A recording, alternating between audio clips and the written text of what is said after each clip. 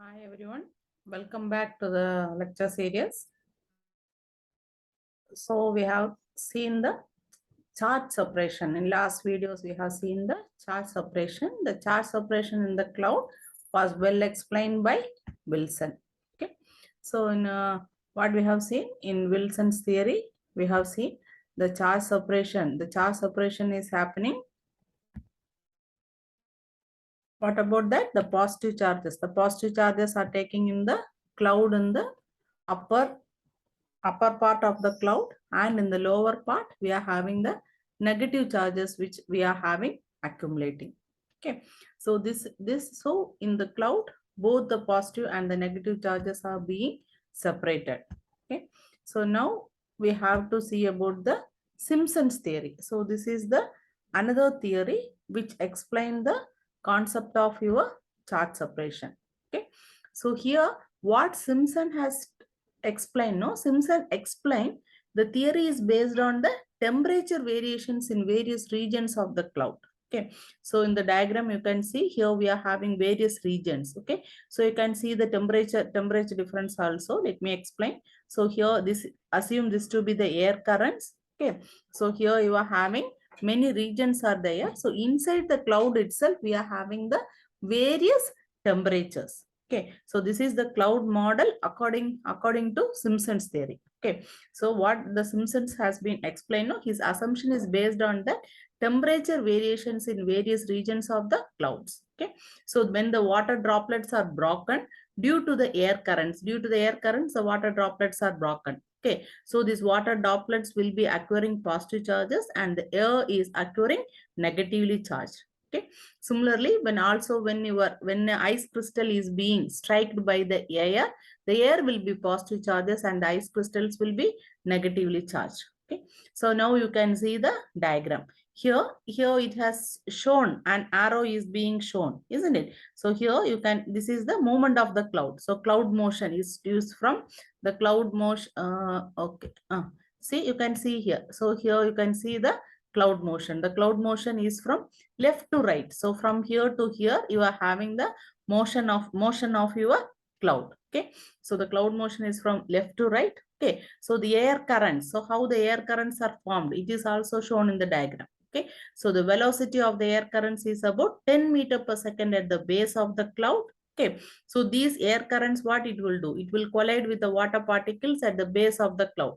The water, once the air hit the water particles, the water droplets will be broken. Okay, when these water droplets are broken, these will be carried upwards unless they combine together and fall, and it is falling down as a positive charges. So once it is, since it is happening, so you can see this is the cloud movement. Here you are having, this one is the cloud movement. Here you are having the air currents. Okay, so these are your air currents. So assume this to be air. So here it is shown to be A region, here it is the B region, here you are having the C region, and you are having the various temperature difference. Okay, so what will happen once, since it is, once the it has been, once the this air is starts to collide, the velocity of the air currents. Okay, so these air currents, when it collide with the water particle at the base of the cloud, the water droplets will be broken.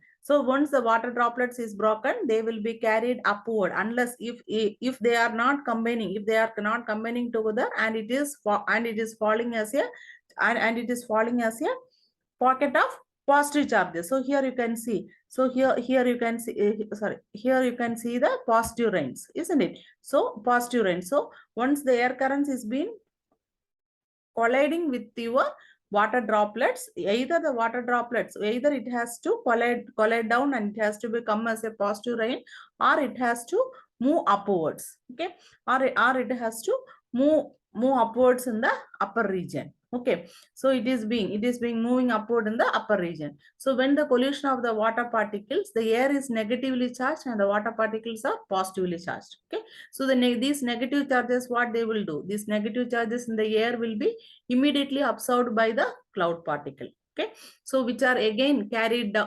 upwards towards the air currents. Okay, so these air currents will be still, they will be moving higher and higher, where the moisture will be freezes into ice crystals.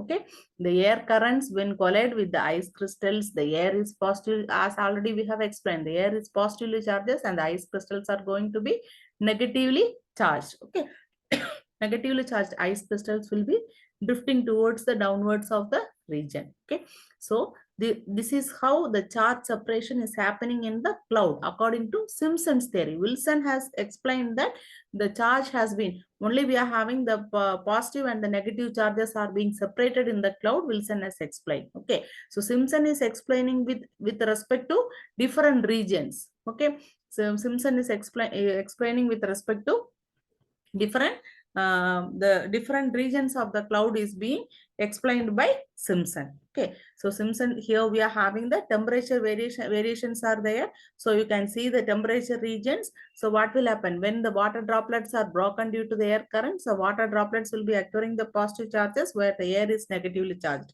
Similarly, when the ice crystals are struck by the air, we can see the air is positively charged and the ice crystals will be negatively charged. Okay, so we can see the cloud movement is from left to right, and also we can see the air current direction. Okay, so when the velocity of air current is about 10 meter per second at the base of the cloud, these air currents will collide with the water particle. So again the water particles will be broken. So water particles will be broken and they will be water particles will be broken and they will be carried towards upward direction. Okay, so once if they are carried up upward direction, otherwise they have to combine together and it has to fall as a positive rain. Okay, so you can see in the diagram, so it has to fall as a positive rain. If unless it is not happening, it will be carried upwards. Okay, so these positive charges will be carried upwards. Similarly, when the collision of the water particle when the collision is happening, it is negatively charged and the water particles, air is negatively and water particle are positively charged. So these negative air, what it will do, this negative air again it is absorbed by the cloud particle and it will be carried upwards towards the air current. So when the air is going still higher and higher, what will happen?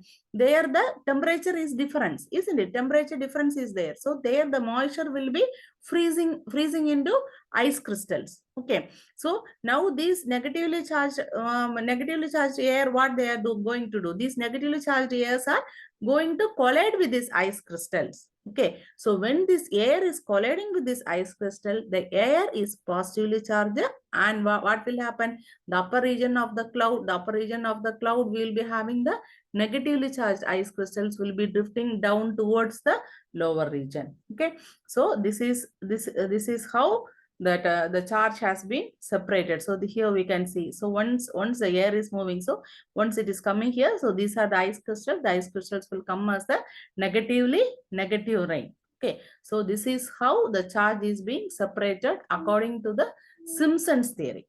Okay, so we have seen, so in our lecture series we have seen about the two theories of charge separation. One is Wilson's theory of charge separation. Second one, we have the Simpson's theory of charge separation. Okay, thank you all.